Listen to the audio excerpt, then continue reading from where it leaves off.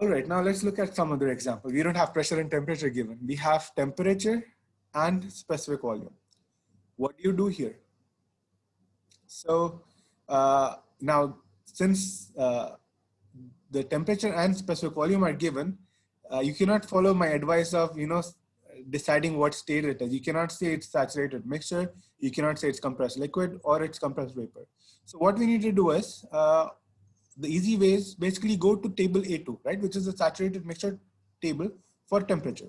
Why do we go there? Well, we go there because we want to find out what is the value of VF at that temperature and what is the value of VG, right? When you get the value of VF and VG, which are these values, you want to compare this given specific volume with these values. So now how does it compare? Is V5 greater than VF or is it smaller than VF? So if, yeah, someone will say? Smaller. Exactly. It's smaller than VF, right? So if it's smaller than VF, it's pretty obvious it's compressed liquid. If it was somewhere between VF and VG, then that would mean it's saturated liquid. It's a saturated mixture. And if it was greater than VG, then you would know it's superheated vapor, right? So whenever you see this kind of situation, temperature and specific volume given, just go to the temperature table, saturated mixture temperature table, and find out the value of VF and VG. That will help you locate, where could the state be? Is it to the left of VF or right of VG or somewhere in between? All right, example 6. Again, temperature and specific volume given, and we don't know where exactly it is. So what do? Again, we go to the table A2. We go to table A2, get the value of VF and VG at this temperature of 80 degrees Celsius. Now compare how does the V6 compare with VF and VG?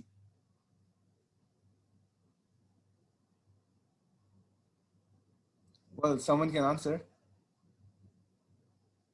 It is mixture.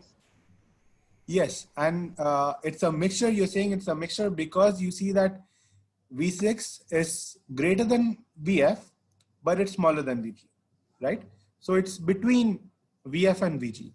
So anytime you're given temperature and specific volume, the first thing that you need to do is basically to go to the saturated table for temperature and find out where the VF and VG are. You need to locate VF and VG. Once you have VF and VG, you have a very clear idea to identify the state of the system, right? Whether it's a mixture, whether it's a compressed liquid, or it's the superheated vapor. Now, here you have been given V6, and we also know VF and VG. How do we determine X6? I mean, we need the quality to determine all the properties. So how do we determine that? The specific volume minus VG over VF minus VG. That's right. Exactly. That's exactly how we do. So basically, V6 is VF6 plus X times VG6 minus VF6. So if you want to find X, so it's simply V6 minus VF6 by VG6 minus VF6.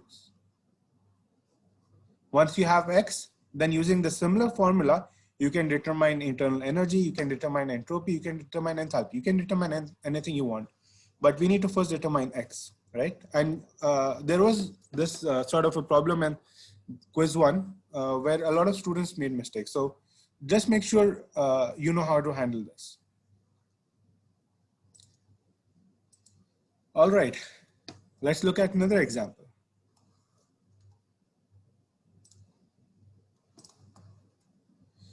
So now, again, T7 and V7 is given. What do we do? Again, we do the same thing, right? We go to table A2, look at the values for VF and VG. Now, how does V7 compare with VF and VG?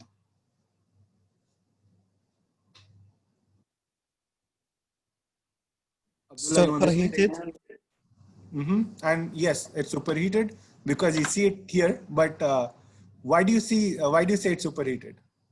Because it's bigger than VG7. That's right. So when V7 is greater than VG7, it basically tells you that it's on the right of VG. So the right of VG region is basically the superheated vapor region. So now another thing that you can do is to help you visualize which regions you're looking at, you can just draw the temperature specific volume or temperature enthalpy or whatever diagram you want, right? Something like this. It's always going to be the same curve. And then basically put in the values for VF and VG and locate where V is, right? Visually also you can do that, it'll help you. So here, because V7 is greater than VG7, we know that it's superheated vapor. So then we just go to table A4 and find all the properties. I think once you know which table to look for, going to the table finding properties is not very complicated, because you just need to go to the right table, right? Which has the appropriate temperatures and pressure values. Now, there may be situations where you need to do interpolation, right? Because the pressure value is not available or the temperature value is not available. But doing an interpolation is not very difficult from what I understand. I mean, I didn't see students struggling with that in 203. The main problem is to identify where which table to look out for. So if you guys are facing any other issues, please do tell me once we complete this examples, right? I mean, we just have a couple more examples to go. All right, now we have something different. We don't have temperature given, we have pressure and internal energy given. How do we handle this? From A to pressure table. Great, we need to go to the pressure table. So the pressure table is A3. A3. We go there and we find out what is the value of UF and UG, right? Now, how does U8 compare with UF and UG? It's less than both. Exactly, it's less than both, right? Same process. Exactly. I mean, it's less than both. Just compare. If you want, visualize. That's it. I mean, if it's less than UF, you know it's compressed liquid, and you know which table to look out for. Yes. Again, you have the same thing, but a higher value for U9. What do you do? Well, again, you go to table A3 because you just have pressure given. You don't have any temperature, right? So you have to go to table A3, which is for the saturated mixture pressure table. You go there again, find UF and U9, UF and UG. And here, U9 is actually smaller than UG and greater than UF. So you know it's a mixture, right? And if it's a mixture, you know how to find out all other properties, right? It's simple relations that exist.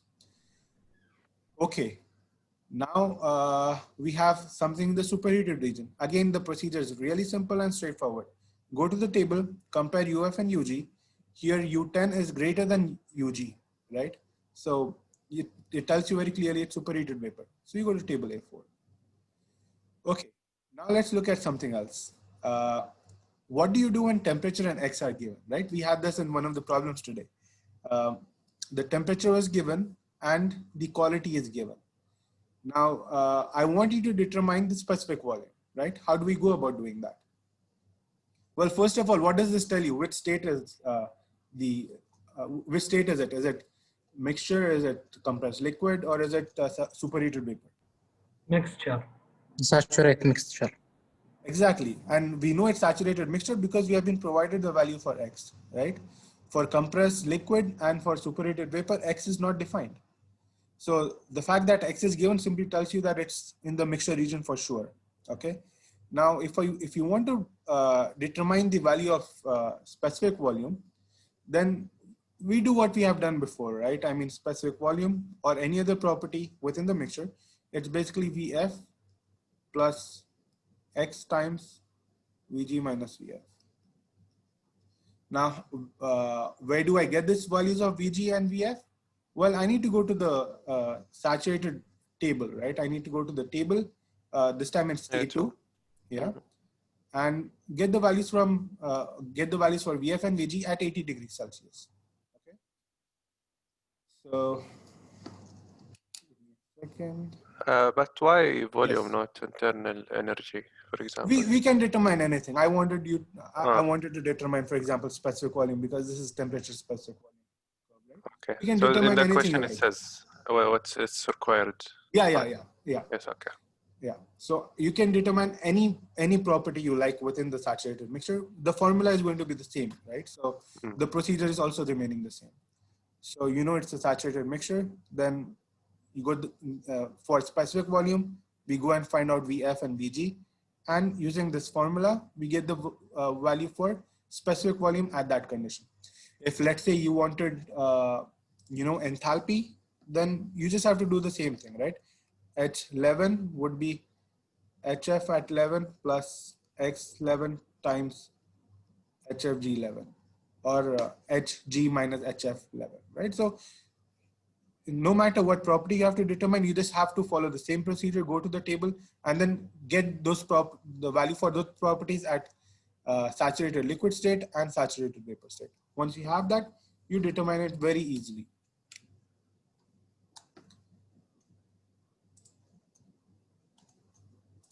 Any questions?